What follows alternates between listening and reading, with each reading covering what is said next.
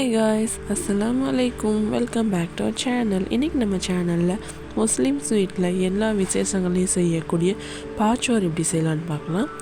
அதுக்கு நான் பச்சரிசியும் அது கூட பாசிப்பருப்பும் எடுத்துருக்கேன் மிக்ஸ் பண்ணி. இதை நம்ம க்ளீன் பண்ணி எடுத்துக்கலாம். இப்போ ஒரு கடாயில் கொஞ்சமாக தண்ணி வச்சுக்கலாம். தண்ணி ஹீட் ஆகட்டும். தண்ணி நல்லா ஹீட் ஆனதுக்கப்புறம் நம்ம களைஞ்சி வச்சுருக்க பச்சரிசியையும் பாசிப்பருப்பையும் இதோட சேர்த்துக்கலாம். சேர்த்துட்டு நல்லா ஒரு தடவை இந்த மாதிரி கிளறி விட்டுக்கோங்க. இது கூட கொஞ்சமாக தேவையான அளவு உப்பு சேர்த்துக்கலாம். சேர்த்துட்டு அது கூட ஒரு 3 ஏலக்காயை தட்டி சேர்த்துக்கலாம். சோறு முக்கால் பதமாக வெந்ததுக்கப்புறம் நம்ம அது கூட தேவையான அளவு சர்க்கரை சேர்த்துக்கலாம்.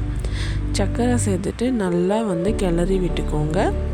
பெரும்பாலும் முஸ்லீம் ஸ்வீட்டில் எந்த நல்ல காரியங்கள் செஞ்சாலுமே அங்கே கண்டிப்பாக பாச்சோறும் செய்வாங்க.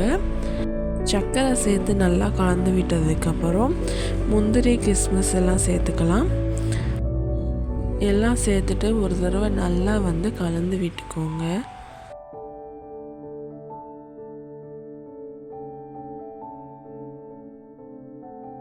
இந்த மாதிரி நல்லா கொதித்து வரும்போது நம்ம ஃபைனலாக தேங்காய் பூ ஆட் பண்ணிக்கலாம்.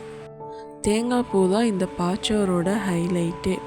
இதுதான் நமக்கு பாச்சோருக்கு நல்ல ஒரு டேஸ்ட்டை கொடுக்கும். ஓகே, தேங்காய் பூ சேர்த்து நல்லா ஒரு தடவை மிக்ஸ் பண்ணிக்கலாம். மிக்ஸ் பண்ணிவிட்டு இதுக்கப்புறம் நம்ம ஒரு 5 மினிட்ஸ் கிட்ட கொதிக்க விட்டுடலாம். தண்ணியெல்லாம் வற்றி நல்லா வெந்ததுக்கப்புறம் நம்ம இறக்கிக்கலாம். அவ்வளோதான், நம்மளோட சுவையான பாச்சோறு ரெடி.